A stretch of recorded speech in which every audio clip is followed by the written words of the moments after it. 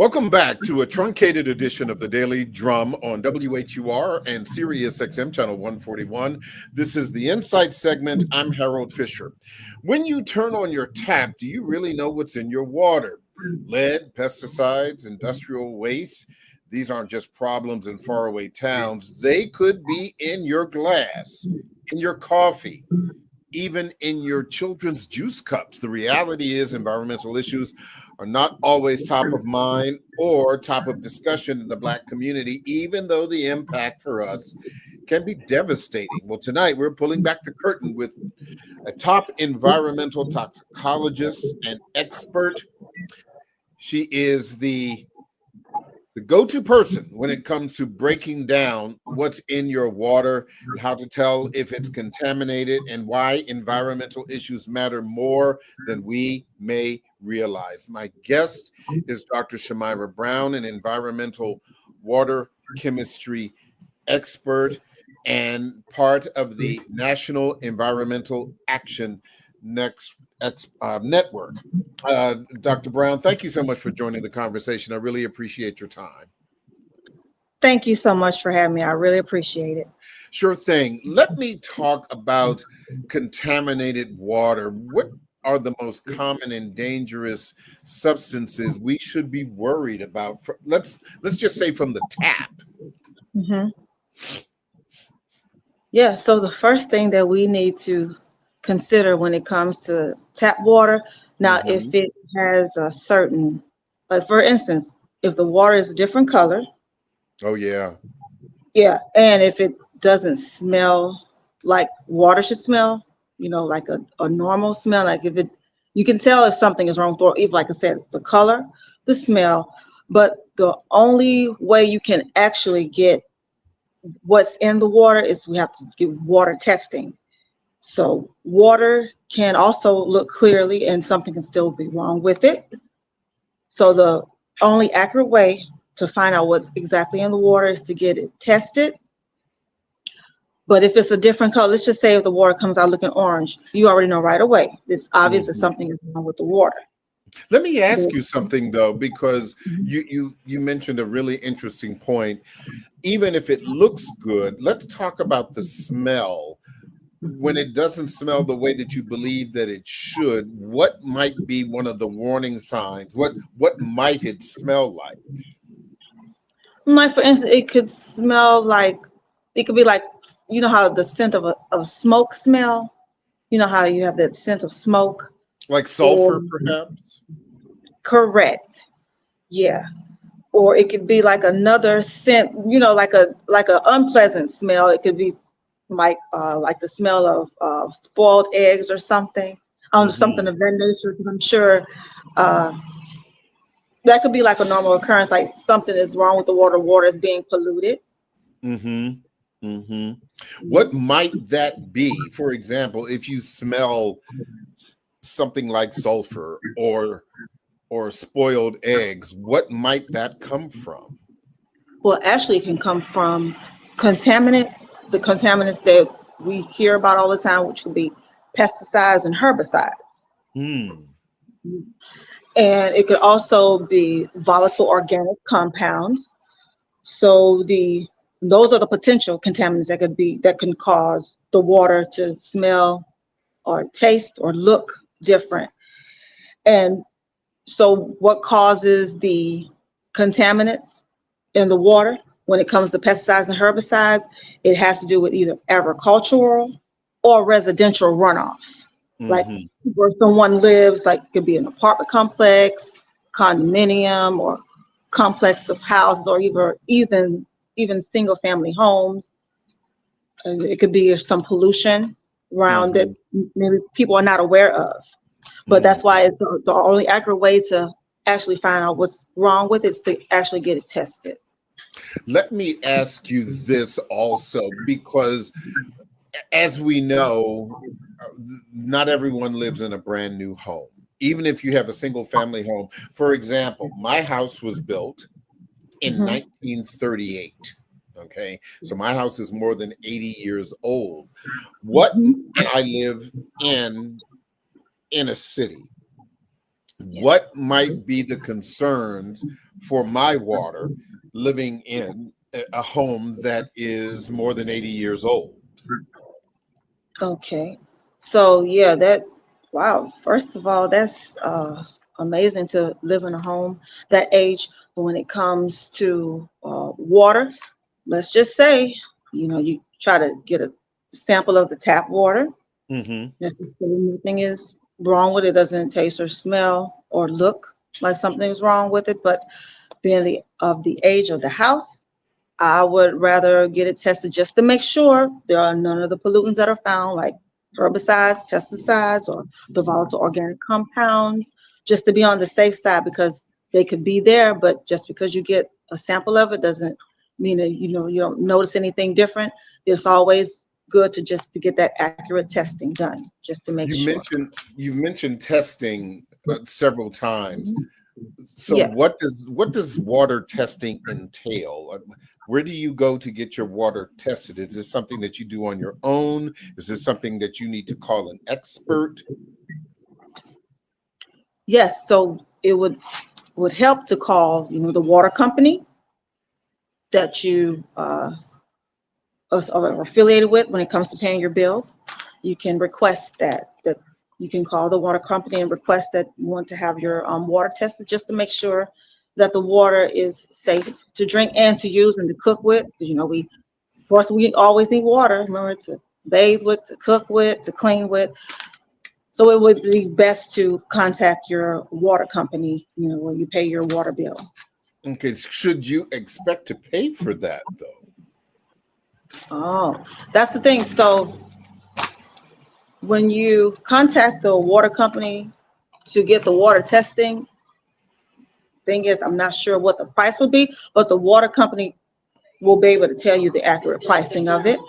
It's Hmm. just, I'm sorry, my personal experience, I don't really know exactly, but it'd be best to ask them, and they should be able to give you a reasonable price since that person is already a an affiliate with the water company. Right, So it'd be good. exactly. Mhm. One of the things that what should you be most concerned about when you're talking about making sure that your water is safe to drink? And this is why I ask, because a lot of times when there is a municipal pipe that bursts and there is Mhm. a warning from the public works department from wherever you may be, they say Mhm. there is a boil water alert before you consume the water, and because they want to make sure that it is safe to drink. uh, why boil? What is the concern? Okay. Well, that's the thing. It's like when we always see that flash across the news, it's like they don't really give the details because first they have to test it to see exactly what's in it. But when they let the public know, it's a boil water advisory, it's like they Hmm. don't let you know right away. So it could be a problem with, I guess it depends on the area. Like you said, in a municipal area, it could be some waste going on with some surface water, or it could be polluted. You never know what comes through those water pipes and surfaces. It can also have something to do with age, like the pipes can be aging, Hmm. or pollutants can come through that we are not aware of, like the ones that I mentioned, like the potential contaminants, the volatile organic compounds, pesticides, herbicides, and it can also be uh, other things that people like when someone throws away. It could be some, it could be paper, or they can also drain it with, like, someone may pour down some fuel or something, or Hmm. oil. So that can also be a factor too. Hmm. So let me ask you this about bottled water, because as you Mhm. know, for many, many years, there has been this uptick in the purchase of bottled water. People are very comfortable with drinking bottled water. In your opinion, however, um, is bottled water always safer than tap water? Wow, that is a great question. Because, like, for instance, I'm sure you're familiar with filters on your tap water? Are you familiar with water I have filters? a I actually have a filter under my sink for my tap water. Right. So the thing is about that, I'm just going to say from my personal view, because everyone, But have their own. but you are a chemist, and so that's why we're asking Yes. you. I was asking you about the filter. So I also have a filter as Okay. well. And it seemed like it would be best if everyone would get a filter on their water. Now, if they choose to drink the bottled water, there are some brands, because I noticed that there are some brands that I would not want to drink, but there are some that I would. So for instance, let's just say if I did not have a filter in my sink and I don't drink the tap water, I would drink Deer Park. I would not drink the Smart Water. The other brand I would drink Why not? would be, Why not drink the smart water? Aside from the fact that they are disrespectfully expensive. yeah. The thing is that water, as a matter of fact, I was looking, how when you look at the ingredients of the water and to see what's in it, and it's like I don't really trust it. Don't write offhand by heart know what was on it, but from what I was reading, what was in the water, I just wouldn't trust drinking that bottled water because they have certain contaminants, which I need to go back and see the reason why I choose not to drink it. Because I remember when we would get, we used to have like a water dispenser like at home, and we would either try the Deer Park or Primo. I don't know if you've heard of Primo, Primo. Yes. Yeah. So those are the two kinds that I would highly recommend. But I can't think of any other bottle. Now, the Aquafina, I did get a chance to, I know you're familiar with Aquafina water, yes, correct? Everyone is familiar with Aquafina, yes. Yeah, I used to drink that water, but not anymore. So I guess my question is, when just bottled water compared to filtered tap water in general, what is the danger of that? The danger of the bottled water, you're saying, as opposed to filtered tap water. Okay. Well, like I said, if now that I have the filtered water, I would rather drink my water since I already have a filter on there. And if I'm not able to get the bottled water and I already have a filter, then I would choose to drink my own tap water, which has a filter. Now, if I don't have a filter, then I would want to get the filter. I would highly recommend getting the filter. Yes.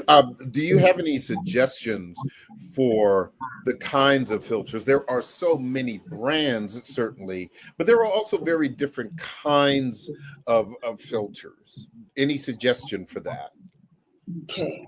Oh, yeah, there are many different kinds. I guess, for instance, I can't really say exactly because what I say when you're contacting the water company, especially about water testing, you can also ask them what filter should be highly recommended for your particular place that someone is staying.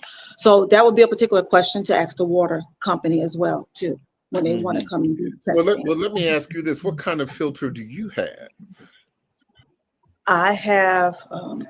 Goodness, it's at. You know what? I have it at home for some reason. I can't think of the name, but when I do think of the name, I'll make sure I give it right back to you.